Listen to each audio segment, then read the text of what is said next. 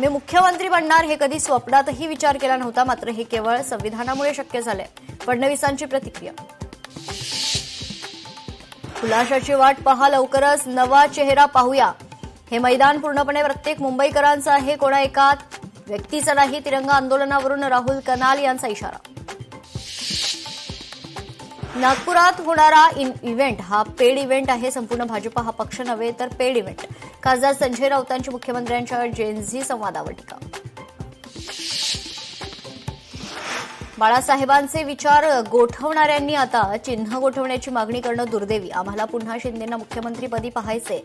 शिवसेनेच्या मनीषा कायंदे यांचं विधान. भुलेश्वरच्या राजाच्या मिरवणुकीत विघ्न. मिरवणुकीदरम्यान गणरायाची मूर्ती अचानक खाली कोसळून 2 जणांचा मृत्यू, 5 जण जखमी. खड्ड्यांमुळे दुर्घटना घडल्याचा प्रत्यक्षदर्शींचा अंदाज. उपमुख्यमंत्री एकनाथ शिंदे यांच्याकडून शिक्षण विभागाचा आढावा. महाराष्ट्राच्या शिक्षण व्यवस्थेत परिवर्तनासाठी मिशन मोड वर काम करा. उपमुख्यमंत्री एकनाथ शिंदे यांचे निर्देश. अनेक दशकांपासून वन विभागाकडे असलेल्या संजय गांधी राष्ट्रीय उद्यानाच्या 193 एकर जमिनीला संरक्षण मिळावे. सेव्ह एसजीएनपी गटाची वनमंत्र्यांकडे मागणी. रस्ते आणि उद्यानांसाठी वनजमिनीचं हस्तांतरण ही एक फसवणूक. वनमंत्री गणेश नाईकांचं वक्तव्य.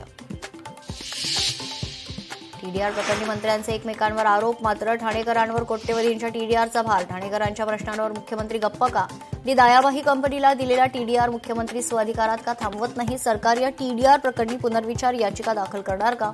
लोकशाही मराठीचे सवाल. प्रकल्प बाधितांच्या नावाखाली सरकारची घोर फसवणूक. कोट्यवधींच्या घोटाळ्याची माहिती लोकशाही मराठीच्या हाती. मुंबई अहमदाबाद हायस्पीड रेल्वेच्या कामात अधिकाऱ्यांचा गैरव्यवहार. लोकशाही मराठीनं बातमी दाखवूनही अधिकाऱ्यावर अद्यापही कारवाई का नाही? सवाल उपस्थित.